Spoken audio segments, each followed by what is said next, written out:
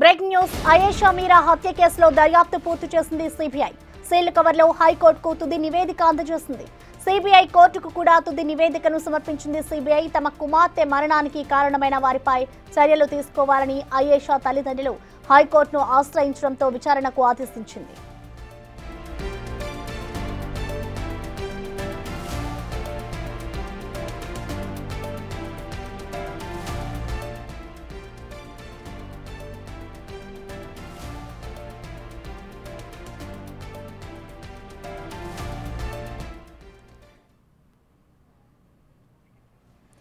అయేషా మీరా హత్య కేసులో అయితే ఇటు దర్యాప్తు పూర్తి చేసింది సిబిఐ. సీల్ కవర్లో హైకోర్టుకు తుది నివేదికను అయితే అందజేసింది.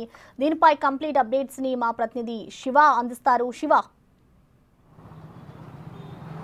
ప్రశ్న మొత్తం మీద చూసుకుంటే దాదాపుగా 18 సంవత్సరాలుగా సుదీర్ఘంగా విచారణ చేపట్టిన పోలీస్ శాఖ కావచ్చు, సిబిఐ కావచ్చు, ఈ అయేషా మీరా హత్య కేసు 2007లో తెలుగు రాష్ట్రాల్లో సంచలనంగా మారిన ఈ కేసుకు సంబంధించి తెనాలికి సంబంధించిన అయేషా మీరా ఇబ్రహీంపట్నం ఒక హాస్టల్లో కొంతమంది చేతగా మానభంగం అలాగే హత్యకి గురైన సంఘటన కలకలం రేపింది.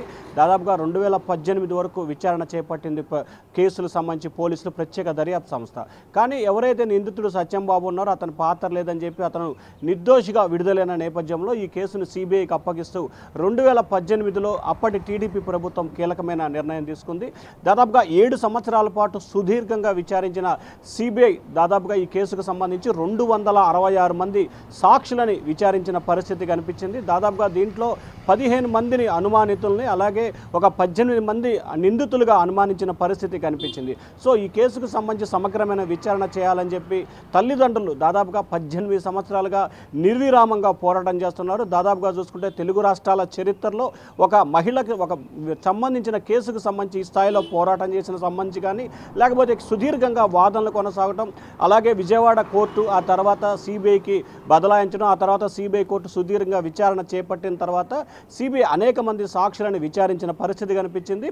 2023లో కూడా ఈ కేసుకు సంబంధించి సిబిఐ కీలకమైన అంశాలను కూడా వెల్లడించిన పరిస్థితి కనిపించింది. ఆ తర్వాత ఈరోజు సిబిఐకి సంబంధించి దాదాపుగా అందరి సాక్ష్యాలని వివరాలను సేకరించి ఏపీ హైకోర్టుకి అలాగే సిబిఐ న్యాయస్థానానికి దాదాపుగా 200 పేజీల పైగా ఉన్న నివేదికని సిబిఐ న్యాయస్థానానికి ఏపీ హైకోర్టుకి సిబిఐ నివేదిక ఇచ్చింది. అందులో ఎటువంటి సమాచారం ఉంది, ఏముంది అనేది కూడా ఉత్కంఠ ప్రస్తుతం తెలుగు రాష్ట్రాల్లో హాట్ టాపిక్గా మారింది. తుది విచారణని 26వ తేదీకి వాయిదా వేస్తూ ఏపీ హైకోర్టు తీర్పును వెలువరించింది.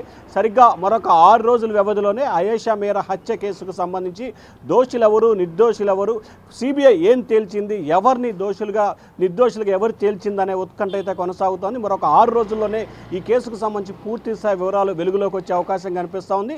ఎందుకంటే సిబిఐ సీల్డ్ కవర్లో నివేదికని హైకోర్టుకు సమర్పించిన నేపథ్యంలో ఏం జరగబోతుంది అనే ఉత్కంఠ అయితే కొనసాగుతూ ఉంది. Thank you Shiva.